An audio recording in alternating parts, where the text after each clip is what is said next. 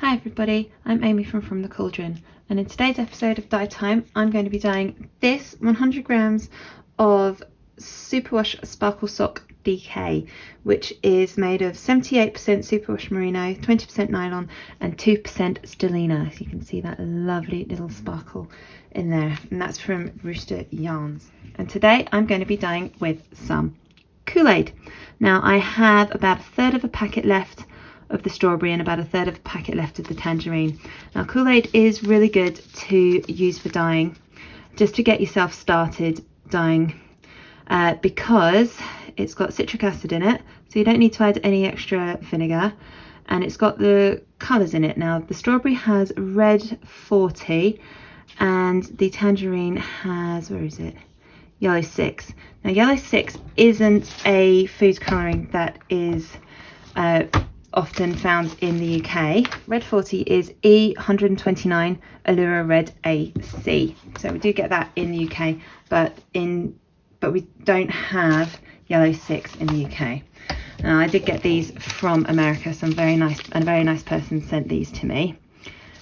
Now, normally I would pre-soak the yarn, but since I have frozen the Kool-Aid into some ice cubes, and this is what is left, I'm just going to place the ice cubes on here, and once all the ice cubes have melted I will be able to heat set this. Now one thing that I do love about not just Kool-Aid but all food colouring, sort of dyeing with food colouring, is that it is food safe. So you don't have to go and get any dedicated dye equipment. You can just use it as a way to test what you think of dyeing, sort of get to grips with it a little bit before you invest in dedicated dye equipment. While this is dedicated dye equipment, you can just use it with your normal kitchen stuff. So I've just arranged the ice cubes somehow. Thought I'd try and get the orange over here and the red sort of this side. I don't know what this will end up looking like. I don't know how much dye will drip through to the bottom. See, I haven't put anything underneath like I normally do. But anything that drips through I will probably add back onto the yarn at some point. Oh, there's some little scraps here. Just add these little scraps. And yeah, I'm just going to see how this goes. I don't know what to expect. I'm hoping that we'll get some nice patches of colour, but we'll still have some white coming through as well. Yeah, so we'll come back once all this ice has melted. And if you can't get hold of Kool-Aid, and in the UK it is difficult, you have to buy it online. It's not something you can readily get in stores, but if you can't get Kool-Aid, then you can easily get any sort of food colouring there is. These are two of my new ones I've not tested out yet from Sugar Flare, Primrose and Heather colours. I just got these from a cake decorating store, and Squire's Kitchen is another brand that I quite like. But you could just use food colourings that you get in supermarkets, and I will be experimenting with those food colourings at some point. Okay, the ice is melted on this, and it's not quite what I was expecting. You can see there some of the colour has stayed on the yarn.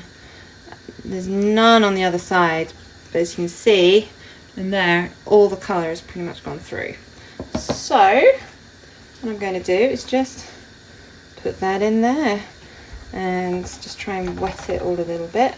And once my stove is free, I will heat set this.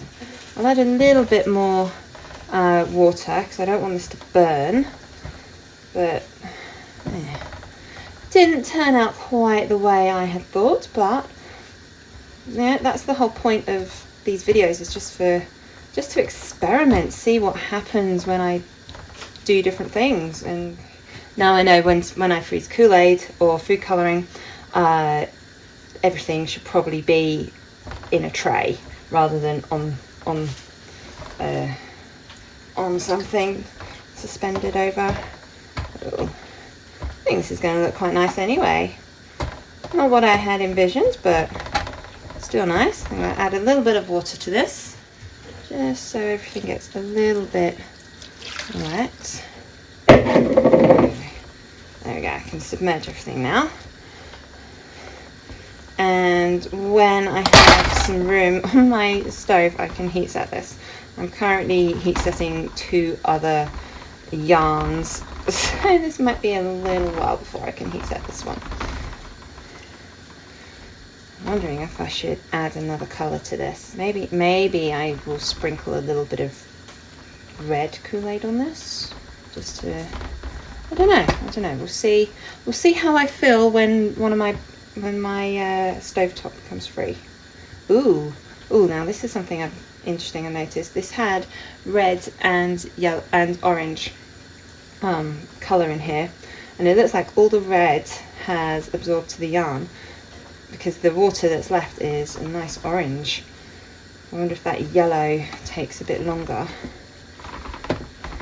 There we go. I'm just going to leave this now and wait for some space to become available on my burner. I have been deliberating over this for the last about 15-20 minutes, and I think it's nice how it is, but I think it needs something else. So I've put on my mask again, and I've got out some black acid dye. This is from DT Craft and Design, and I'm just going to very, very gently sprinkle some over.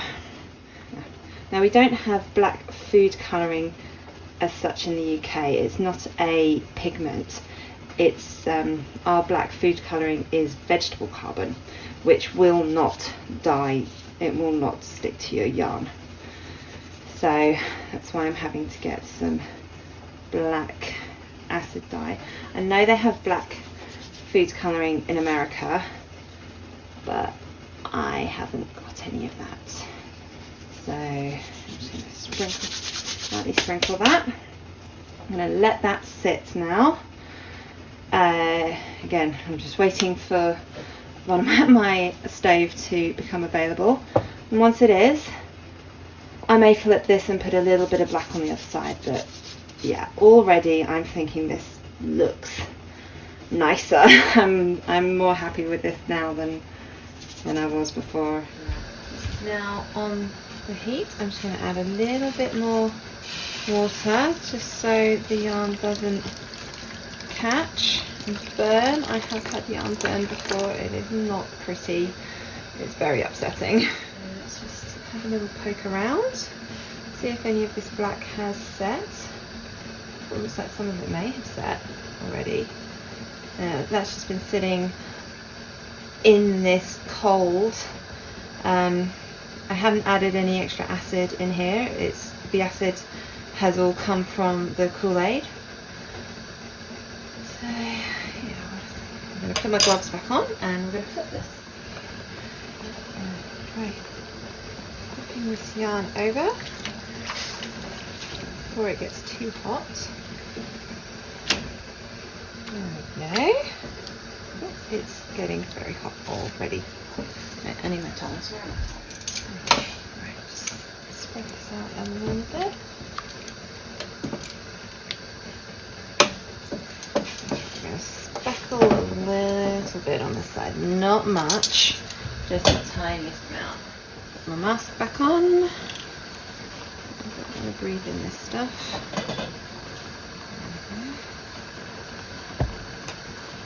I've only put that tiny amount on my hands. That is all I'm going to speckle with.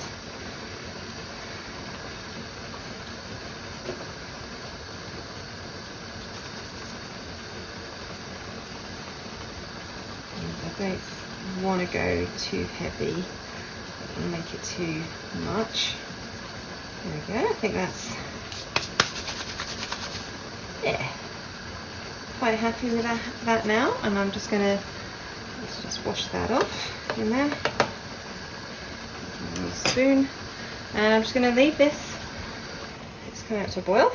Let's turn that down. I'm just gonna leave this for probably about 20-30 minutes, and hopefully by then all the black dye will have set. I'm pretty sure most of the food colouring has bound to the yarn already.